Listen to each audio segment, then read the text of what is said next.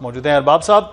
धांधली के Pakistan peoples party आप पर लगा रही थी पिछले मरहले में भी, अब के बार भी, लेकिन अब तो इस्तेहकाम पाकिस्तान पार्टी भी ये कह रही कि आप लोगों को फॉर्म 47 की आदत पड़ गई है। ये धांधली के इल्जामात पहले मरहले में, दूसरे मरहले पे नून लीग पर क्यों लग रहे हैं? देखिए जी, जहां तक इलेक्शन की बातें तो अगर आम तारीख पर नजर दोहराए तो दो पार्टी हारती है वो धांधली का इल्जाम लगाती है। ये कोई नई बात है नहीं, तो इसलिए इस पे हमें कुछ वो नहीं करना चाहिए, ना हमें रद्द-ए-अमल भी इस पे नहीं देना चाहिए, क्योंकि जब भी इलेक्शन होते हैं और जो पार्टी यानी जिनको पता भी होते है कि हम हारने वाले हैं वो धांधली पहले से शुरू कर देते हैं। अगर आप बिलावल भुट्टो जरदारी साहब की तकरीरें पढ़ ले तो कश्मीर का इलेक्शन पहला मरहला भी नहीं हुआ था और उन्होंने धांधली का शोर मचा दिया था। तो पहले जो मरहला था उनमें भी देखिए हालात सबके सामने है कि कश्मीर में हुकूमत उनकी है, वज़ीर आज़म उनके हैं, पूरी जो मशीनरी है वो उनकी है, उसके बावजूद भी अगर वो धांधली के इल्जाम लगाते हैं तो इसका इलाज तो हमारे पास नहीं है। दूसरी बात यह है कि देखिए अब अवाम में शऊर आ चुका है, पूरे पाकिस्तान की मैं बात कर रहा हूँ, और अवाम देख रहे हैं कि कौन अच्छा है और कौन बुरा है।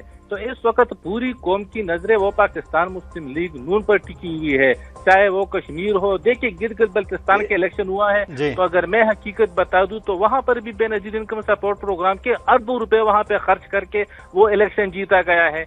लेकिन तो इसका मतलब ये है कि गिलगित बल्तिस्तान की अवाम को शऊर नहीं आया वहाँ? देखिए गिलगित बल्तिस्तान के अवाम को शऊर आया है, लेकिन मसला ये है कि देखिए ना वहाँ पर जिस किस्म की धांधली हुई है वो तो मैंने आपको बता दी कि अरबों रुपए वहाँ पर लुटाए गए हैं। तो इस वजह से वो इलेक्शन हमारे हाथ से निकल गया था। लेकिन कश्मीर में हम वो वाला जो है ना वो फिल्म अब यहाँ पे नहीं चलने वाली है, क्योंकि कश्मीर के अवाम जो है ना वो पाकिस्तान मुस्लिम लीग नून के साथ है।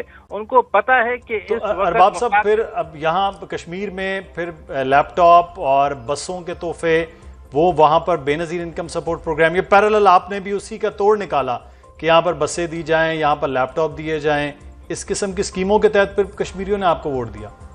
देखिए ना, मैं आपको एक बात बताता चलूं मुदस्सर भाई, बात यह है ना कि लोग ऐलानात करते हैं जलसे जुलूसों में, फिर जब इलेक्शन खत्म हो जाता है फिर भाग जाते हैं, फिर कोई नहीं देखते हैं कि चले अगर कोई इलेक्शन जीत जाता है तो फिर तो चले वो खो जाता है, वो जिन्होंने ऐलानात किए होते हैं वो फिर उस पर वो कुछ अमल दरामद करते हैं। हमने तो पहले से कर दिया सब कुछ, हमने तो ये नहीं किया कि हमने सिर्फ ऐलान तक महदूद कर दिया। हमें ये पता नहीं था कि हम इलेक्शन जीतेंगे या हारेंगे, लेकिन वहां पर जो कुछ हुआ तो इस पर तो तमाम सियासी जमातों को बल्कि पूरी कौम को पाकिस्तान मुस्लिम लीग नून को खराज तहसीन पेश करना चाहिए कि चले आपने एक ऐलान कर दिया, उसको फिर अमली जामा भी पहना दिया। यानी आप अगर तारीख पर नजर दौड़ाए तो कई दफा इस तरह हुआ है कि लोग ऐलानात कर देते हैं फिर उसको कोई पूछता ही नहीं है, चाहे वो इलेक्शन जीत जाते हैं या हार जाते हैं फिर पूछते नहीं है।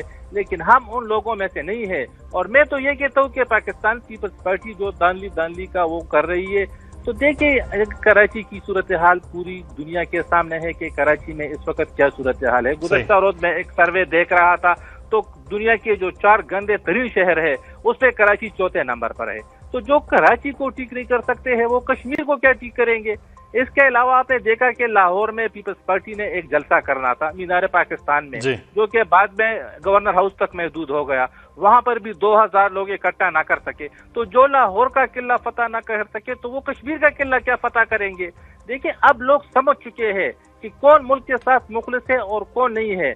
आज आप देखिए कि आज यहाँ पर खैबर पख्तूनख्वा में, पिशावर में धमाका हुआ है, स्वात में खुदकुश धमाका हुआ है, देखिए क्वेटा में हुआ है, वजीरिस्तान में हुआ है।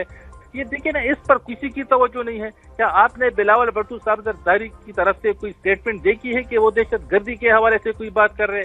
कुछ भी नहीं कर रहे। खैबर पख्तूनख्वा और बलोचिस्तान हमारे हाथ से निकल रहा है। आपकी काबीना के जो है वो वजीर दाखिला वो कह रहे हैं सिस्टम कोलैप्स कर चुका है, उनकी जिम्मेदारी सबसे पहले। बहरहाल इस पे हम बात करते हैं। अरबाब साहब आपका बहुत शुक्रिया, नैयर अली साहिबा आप हमारे साथ मौजूद थी, आपका भी बहुत शुक्रिया।